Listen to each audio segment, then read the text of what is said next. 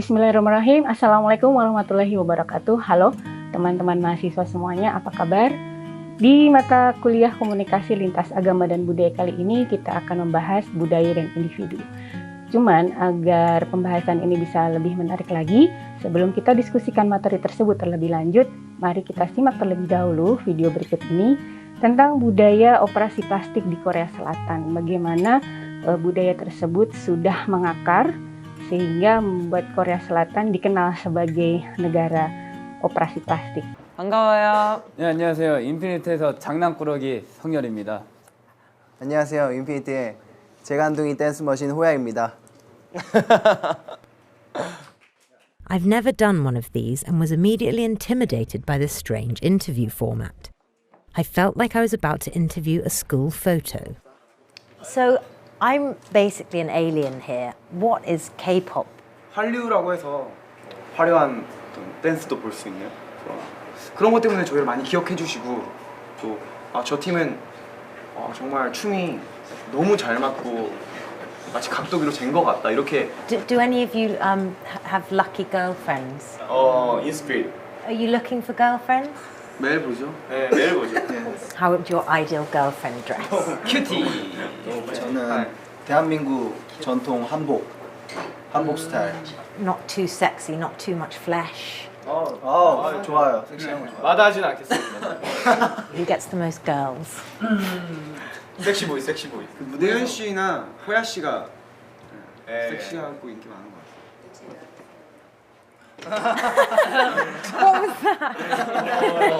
I love you. 넌 어떤지 좀 물어봐. 했어.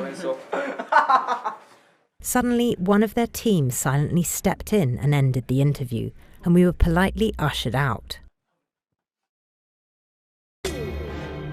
As K-pop makes a grab for the world, will it like what it finds?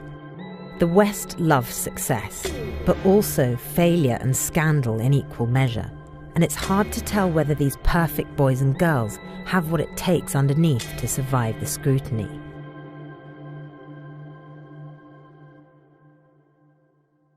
It's really chill. It's very clean, quite sort of holistic almost. And the two main surgeons, they kind of remind you of like the nip tuck guys. They're like cool cats. 안녕하세요. 앉으세요. 네. 지금 이분은 이제 일본에서 오셨어요. 전체적으로 눈이 너무 작아서 쌍꺼풀 해주고, 그다음에 이제 바깥 힘도 좀 해주고, 그다음에 코는 higher nose. 이마가 좀 납작한 편이라서 지방을 좀 뽑아서 이마와 턱에 넣어줘서 전체적인 프로파일을 되게 좋게 하는 그런 수술을 할 거예요. 준비하세요. 네. So doctor, Yes. what's wrong with me? Your problem? Yeah. No problem. Yeah, very beautiful. 모든 사람들이 이렇게 되길 원하기 때문에 제가 콘서트를 막 많이 해줄 게 없어요. 그런 것 같아요. 그래서 이제 눈을 이렇게 수술하면 이건 완전히 에이시안 피플 같지만 이렇게 수술하고 나면 이렇게 많이 변하잖아요. Is that before and after? Yes, before and after. Wow. Yes. 지금 상담이 있니? 보톡스 좀 들어오세요. My name is He Mengxiang. I like the foreigners characteristic, such like yours. Like me? Yeah. No. It is very, very, very beautiful. 이 턱을 동양 사람들은 갸름한 턱을 좋아해요. 그래서 머슬을 줄여주면 되니까 그 머슬을 줄여주기 위해서 이 보톡스 시술을 한다. And are you happy with the results? Really, really happy and Yeah. exciting. 对，我会觉得做完了之后，我会觉得就出门会觉得很自信，然后会觉得你变漂亮了，可是但是又不会觉得你哪里变了。 What about your parents or your grandparents? Do they feel the same? 我妈会觉得女孩子好看一点，她一直是支持我的。爸爸可能会比较担心，说老一代的人会觉得这样子。还是自然，没有整过的原装的会比较好。美的定义对于每一个人也是不同的。我希望适合自己、适合我的就是美的。How much of it is important for you personally to feel beautiful, and how much of it is important to how the rest of Chinese society sees you and treats you? 应该是源自于，更多的是让中国社会认识到这样子。You look beautiful, I think, because it's different. Oh, different. You don't look like me or my friends, so that's exciting for me. You know? Yeah, I know. Yeah. So you should be very happy. Thank you. She was like, what? I look different from you, because the whole idea is that she wants my sort of look. And I didn't realise at the time, until someone told me afterwards, that me saying that to her actually really disappointed her. I just feel a bit bad. I feel like I need to go and tell her, yeah, you look exactly like me, but that's not how I feel, because I like her unique look, but that's just interesting that that's how it came across.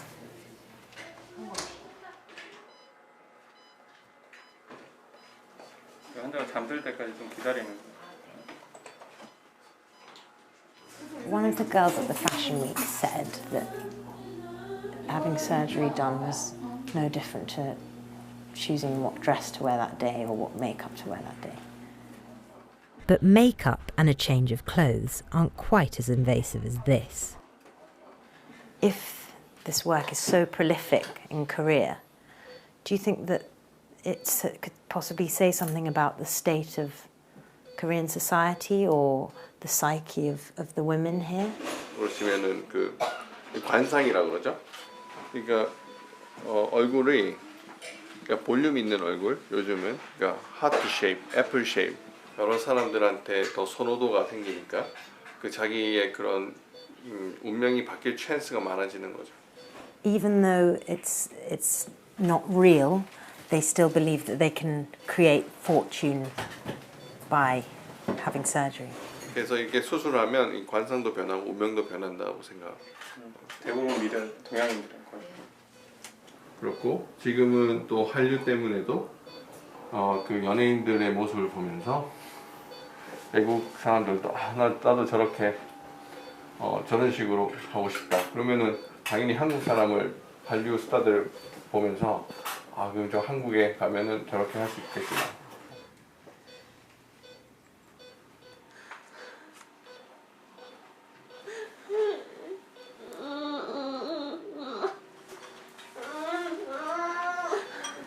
환자가 이렇게 흐느끼지만 이제 지금 수면 상태이기 때문에 기억은 못해요. 나중에 물어보면은 하나도 안 아팠다고 그래요. 아픈 거를 몰라요. Is there a right age psychologically that a girl should be to be ready to make a decision like that? 자기에 대한 그런 미의 개념이 그 여자들은 그렇잖아요. 그 청소년 때, 학교 다닐 때 자기가 하고 다니는 거를 옛날 대학생 때 보면 되게 촌스럽다고 생각하잖아요. 그죠? 뭐라고? Do women ever come asking you for surgery for the wrong reasons? 어떤 계기로 안 좋은, 그러니까 대부분 그런 경우 남자친구하고 헤어지고 많이 와요. 그 성형수술이라는 게 그 마술이 아니잖아요. 귀여운 거를 지금 뜰 거예요. 귀여운 거를. 근데 그 많은 닥터들 중에는 아픈 것만 진짜 우리가 몸에 보이는 그 병을 고치는 의사도 있지만 그 마음의 병을 고칠 수 있고 그다음에 그것을 극복해서 그 사람이 사회에서 더 많은 더 좋은 위치에서 더 많은 자기 능력을 발휘할 수 있게끔 북돋워 줄 수 있는 그런 역할을 할 수 있죠. 외모로 인한 핸디캡 때문에 자기가 그 마이너스 점수를 받고 굉장히 사회에 불만이 있게 생활할 필요는 없다고 생각한다고. 왜냐면 그러면 윤곽도 예뻐지고. I still think it's a little bit more extreme than just your choice of lipstick or how much mascara you wear, because I mean, well, you can see for yourself. Ya, dari video tadi yang sudah kita nikmati bersama-sama, apa yang bisa kalian ambil sebagai sebuah fenomena bahwa di Korea Selatan ternyata operasi plastik itu menjadi sesuatu yang biasa gitu ya. Dan juga tadi di video juga diperlihatkan bagaimana industri K-pop di Korea Selatan yang bisa dibilang dia menjadi pemicu ya atau trigger salah satunya ya untuk budaya operasi plastik ini, karena seperti yang kita ketahui industri K-pop yang terdiri dari para idol sebelum mereka debut ya, sebelum mereka dikeluarkan oleh agensinya, rata-rata mereka agak dipermak dulu gitu ya mukanya biar lebih terlihat presentable gitu ya. Apalagi kemudian banyak yang tergila-gila, pasti salah satu atau bahkan banyak dari kalian yang menjadi bagian dari itu ya, yang mengidolakan idol K-pop. Nah, sebenarnya apa itu operasi plastik sebagai sebuah bagian dari budaya Korea Selatan? Kalau kita lihat dari definisi budaya ya, kita ambil dari Triandis dalam Samovar. Sebenarnya kebudayaan itu merupakan elemen subjektif dan objektif yang dibuat oleh manusia yang di masa lalu itu meningkatkan kemungkinan untuk bertahan hidup gitu ya, dan kemudian berakibat pada kepuasan pelaku dalam ceruk ekologis, dan demikian tersebar di antara mereka yang dapat berkomunikasi satu sama lainnya karena mereka memiliki kesamaan bahasa dan mereka hidup di tempat dan waktu yang sama. Kita pakai contoh operasi plastik ini rata-rata dilakukan oleh kaum muda Korea Selatan, sehingga pernah membuat prihatin untuk kalangan tuanya ya, karena kalau dari golongan tuanya Korea Selatan itu merasa akan ada semacam gap gitu ya, perbedaan raut wajah dari yang aslinya orang Korea itu seperti apa sih gitu kan. Sebenarnya kan aslinya mereka itu mukanya itu persegi atau bulat gitu ya, bahkan kadang-kadang lehernya itu nggak kelihatan, kemudian garis rahangnya itu juga tidak terlihat, dan matanya itu monolit. Kalau kita Indonesia biasanya kan double lid gitu ya, kalau di Korea Selatan itu monolit. Nah, itu kemudian dirubah oleh kaum mudanya merujuk pada struktur muka orang Barat biasanya. Jadi orang Korea Selatan ini kan rasnya berbeda ya dengan orang Barat gitu. Kalau orang Barat rasnya Kaukasia dengan bentuk hidung yang tinggi, tulang hidung tinggi, kemudian rahang juga tinggi. Nah, kemudian itu ditiru gitu oleh anak-anak muda Korea Selatan, sehingga budaya ini menjadi merebak dan menjadi sesuatu yang biasa. Demikian merebaknya budaya operasi plastik di Korea Selatan, sehingga membuat orang yang hidup di luar Korea Selatan menganggap semua orang atau semua warga Korea Selatan itu melakukan operasi plastik, sesuatu yang belum tentu juga kebenarannya gitu ya. Masih harus diteliti lagi apakah kemudian semua orang di Korea Selatan itu melakukan operasi plastik. Nah, mengapa kemudian orang Korea Selatan dikenal sebagai bangsa yang sering melakukan operasi plastik? Itu berkaitan dengan identitas gitu ya. Identitas Korea Selatan sebagai sebuah bangsa yang memiliki budaya operasi plastik. Nah, sebenarnya identitas itu definisinya apa? Jadi menurut Kosmitsky, identitas itu adalah definisi diri seseorang sebagai individu yang berbeda dan terpisah, termasuk perilaku, kepercayaan, dan sikap, sehingga kita bisa mengetahui ini orang mana, dia identitasnya seperti apa. Kemudian menurut Think to Me, konsep diri yang direfleksikan atau gambaran diri bahwa kita itu berasal dari keluarga, kemudian gender, kemudian budaya, kemudian etnis, dan juga proses sosialisasi individu. Nah, identitas pada dasarnya itu merujuk pada pandangan reflektif mengenai diri kita sendiri ataupun persepsi orang lain mengenai gambaran diri kita. Berikut Bu Fatma sajikan sebuah foto. Nah, dari foto ini Bu Fatma yakin kalian pasti sudah bisa menebak apa identitas mereka ya. Dilihat dari apa sih ya, model rambutnya itu tidak semua orang punya kecuali anak punk ya. Jadi memang anak punk ini punya semacam apa namanya, diseragamkan untuk penampilannya, salah satunya adalah di rambut. Nah, ini kalau di luar negeri mereka masih kelihatan bersih-bersih gitu ya, sesuatu yang mungkin agak susah ditemui di Indonesia. Rata-rata ya maaf ya, sorry to say, anak-anak punk di Indonesia itu yang Bu Fatma temui gitu ya, rata-rata kok tidak sebersih ini gitu ya. Aku nggak tahu apakah itu karena perbedaan rasnya atau bagaimana, tapi yang jelas bahwa mereka sebagai anak punk sudah bisa dikenali gitu ya, dia sudah punya identitas sebagai anak punk, salah satunya adalah dari bentuk rambut dan juga dari ideologi mereka. Jadi kalau seperti kita ketahui, anak punk ini kan merasa tidak membutuhkan orang lain gitu ya. Jadi mereka bisa berdikari di atas kaki mereka sendiri. Biasanya mereka cari uang dengan mengamen gitu.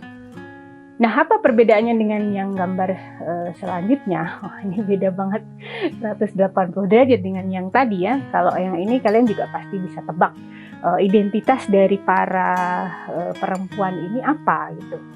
Nah, kalau bisa dilihat bahwa mereka menggunakan hijab atau penutup kepala warna-warni ya, kemudian juga motifnya juga bermacam ragam. Nah, ini mungkin mereka habis acara kajian gitu ya, terus foto bersama. Nah, kita lihat dari penampilan luar mereka saja kita sudah tahu identitas mereka adalah sebagai seorang muslimah gitu ya. Despite of meskipun berbeda model dari itu kan ada banyak sekali model pakai kerudungnya ya, tapi it's okay gitu.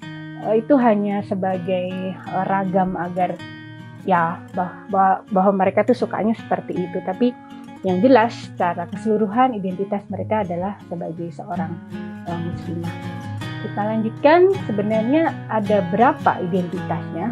Kalau dikategorikan bahwa identitas itu ada identitas rasial, kemudian ada identitas etnis, kemudian ada identitas gender, ada identitas nasional, regional, organisasi, pribadi, dan juga ada yang sekarang ini marak identitas dunia maya dan hayalan gitu ya. Rasial misalnya, saya di sini adalah termasuk ras di Asia ya. Sementara yang tadi Bu Fatma sebut Barat itu merujuk pada Western ya, jadi orang-orang di Eropa kemudian Amerika yang ditiru struktur wajahnya ya oleh orang-orang di Korea Selatan. Kemudian identitas etnis, ada etnis Jawa, Sunda, kalau Bu Fatma Jawa ya. Itu akan bisa terlihat dari bahasa yang Bu Fatma gunakan. Bahasa yang kalian gunakan itu menunjukkan etnis mana atau etnis apa kalian. Kemudian identitas gender ada perempuan dan laki-laki. Kemudian ada identitas nasional, nationality ya. Biasanya kalau kamu apply untuk mau ke luar negeri, mau apply paspor, itu ada ya nationality-nya apa. Kemudian identitas regional, itu daerahnya ya, kamu lagi ada di mana sekarang. Identitas organisasi, nah di UIN ini kan organisasinya banyak banget ya. Misalnya, oh Mas X dia dari organisasi ini, oh Mas Y dia dari organisasi ini, yang langsung ketahuan identitas dia. Kemudian identitas pribadi itu berkaitan dengan orang tua, kemudian ekonomi, kemudian juga hobi dan segala macam. Nah, terakhir identitas dunia maya dan hayalan ini sebenarnya apa? Ini adalah sesuatu yang kita temui saat ini di mana dunia digital sudah semakin merasuk ke dalam kehidupan kita sehari-hari. Sehingga ada orang yang di real life-nya mungkin ya nanti bisa diteliti lebih lanjut, dia orangnya itu introvert atau pendiam gitu. Tapi ternyata ketika dia ada di dunia maya, dia menjadi orang yang sama sekali berbeda gitu. Nah, ini yang menunjukkan bahwa dia memisahkan dirinya dari identitas real life dengan identitas hayalannya di dunia maya. Mungkin di real life dia menginginkan sebagai seorang anak konglomerat mungkin ya, dan itu tidak bisa terwujud, tapi kemudian dia wujudkan itu di dunia maya dengan berbagai macam upload atau posting yang menunjukkan bahwa dia adalah seperti yang dia inginkan di real life. Nah, akan tetapi, however, Ada sesuatu yang bisa menjadi hal yang patut diwaspadai ya dari identitas ini adalah adanya sisi gelap identitasnya, the dark side of identity. Yang pertama itu adalah stereotype. Stereotype itu apa? Mungkin kalian sudah sering mendengar ya, stereotype itu apa, tapi secara definisi bahwa stereotype itu adalah bentuk kompleks dari pengelompokan yang secara mental mengatur pengalaman Anda dan mengarahkan Anda dalam menghadapi orang-orang tertentu. Sehingga mungkin misalnya di masa lalu kamu pernah punya pengalaman yang tidak mengenakan atau tidak menyenangkan dengan orang-orang dari etnis tertentu, maka kemudian ketika saat ini kalian ketemu dengan orang dengan etnis yang sama, kalian sudah punya stereotyping. Jadi kamu anggap dia itu sama dengan orang yang dulu sudah menyakiti kamu hanya karena sama etnisnya, padahal kan belum tentu. Kemudian yang kedua adalah prasangka. Nah, prasangka ini juga pasti yakin kalian sudah pernah dan sering mendengar ya, prasangka atau judgment gitu ya. Prasangka itu apa? Kalau secara definisi menurut Marcionis, prasangka itu adalah generasi kaku dan menyakitkan mengenai sekelompok orang. Prasangka menyakitkan dalam arti bahwa orang itu memiliki sikap yang tidak fleksibel, yang didasarkan atas sedikit atau tidak ada bukti sama sekali. Orang-orang dari kelas sosial, kemudian jenis kelamin, kemudian orientasi seks, partai politik, ras atau etnis tertentu dapat menjadi target prasangka. Kalau yang sekarang yang sering menjadi korban prasangka adalah saudara-saudara kita yang memakai cadar gitu ya.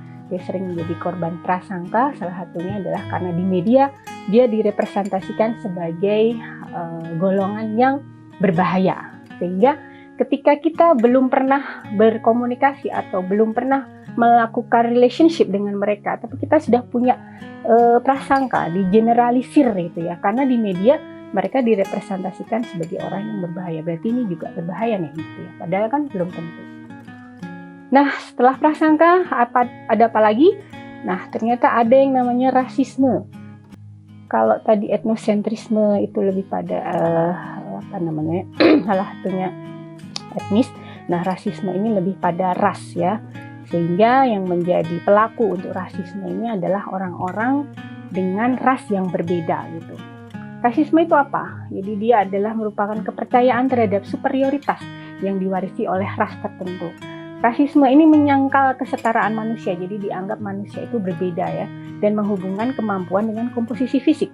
Jadi sukses tidaknya hubungan sosial itu maka akan tergantung dari warisan genetik ya, dibandingkan dengan lingkungan atau kesempatan yang ada. Contoh, mungkin kalau di Indonesia belum terlalu banyak ya relationship antar rasial, tapi misalnya di Amerika Serikat mereka mayoritas adalah kulit putih, ras Kaukasia, tapi juga ada Hispanik, Amerika Selatan, dan kemudian atau Latin ya, Amerika Latin, dan kemudian juga ada kulit hitam. Nah, biasanya orang-orang dari kulit hitam ini dianggap tidak se-capable orang dari ras kulit putih gitu ya, sehingga meskipun misalnya sama posisinya di sebuah perusahaan atau di sebuah organisasi, tapi perlakuannya itu berbeda hanya karena dia berbeda ras gitu dengan mereka.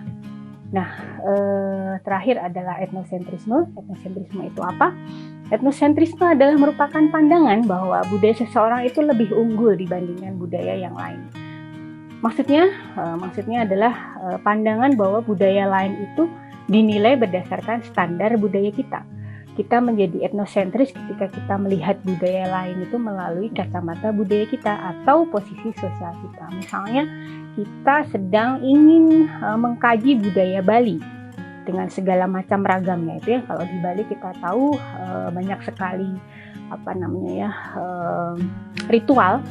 Nah, nggak boleh kalau kita mengkaji itu menggunakan kacamata budaya kita gitu. Karena budaya kita dengan budaya Bali itu berbeda. Nah, kalau kita melihat budaya Bali dengan menggunakan kacamata budaya kita, berarti kita sedang melakukan yang namanya etnosentrisme. Kita menjadi orang yang etnosentris. Dari keempat praktik yang sudah kita sama-sama kaji, ada stereotip, kemudian ada prasangka, ada rasisme, dan juga ada etnosentrisme. Keempatnya menjadi representasi sisi gelap identitas yang tidak boleh kita lakukan. Jadi kita harus menjadi pribadi yang mindful atau memiliki mindfulness bahwa kita dengan orang lain itu mungkin berbeda, tapi mungkin juga ada persamaannya.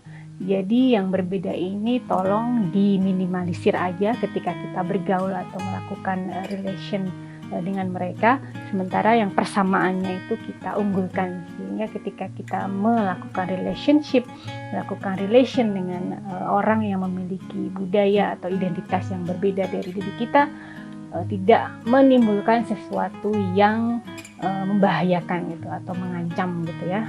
Mungkin dari relation itu kemudian bisa menjadi satu konflik yang mudah-mudahan tidak meluas gitu ya. Akan sangat membahayakan kalau dari konflik antar pribadi ini kemudian meluas gitu, menjadi konflik antar etnis ataupun antar ras gitu. Sesuatu yang sudah pernah kita temui bersama gitu di masa lalu. Dan mudah-mudahan di masa depan kita bisa meningkatkan mindfulness kita, sehingga ketika kita mempelajari komunikasi lintas agama dan budaya, salah satu indikator bahwa kita menjadi orang yang mindfulness itu adalah itu. Kita meminimalisir perbedaan dan memaksimalkan persamaan. Sebagai apa? Misalnya sebagai orang Indonesia, ya sudah, kita sama-sama orang Indonesia meskipun berbeda etnis gitu ya. Atau kita sama-sama menjadi penghuni dunia gitu ya. Ketika kita ke luar negeri misalnya, kita ketemu dengan orang dari ras yang lain, kita melihat dia itu sebagai sama-sama manusia atau penduduk bumi gitu ya. Sehingga kita tidak menonjolkan perbedaan, tapi kita menonjolkan persamaan. Ya, dari apa yang sudah Bu Fatma sampaikan, mudah-mudahan kalian bisa mendapatkan sesuatu ya yang bisa menjadi bekal kalian. Lulus dari sini, kalian bertebaran ke seluruh muka bumi. Siapa tahu dari Indonesia kalian bisa ke manapun negara yang kalian inginkan. Jangan lupa ya, kuliah ini bahwa kita tidak boleh melakukan 4 ini ya, ketika kita ada di luar negeri maupun kita ada di negara kita sendiri. Bu Fatma mohon maaf kalau ada salah-salah kata, dan juga terima kasih untuk atensinya. Kita tutup dengan baca hamdalah alhamdulillahirabbil alamin. Wassalamualaikum warahmatullahi wabarakatuh.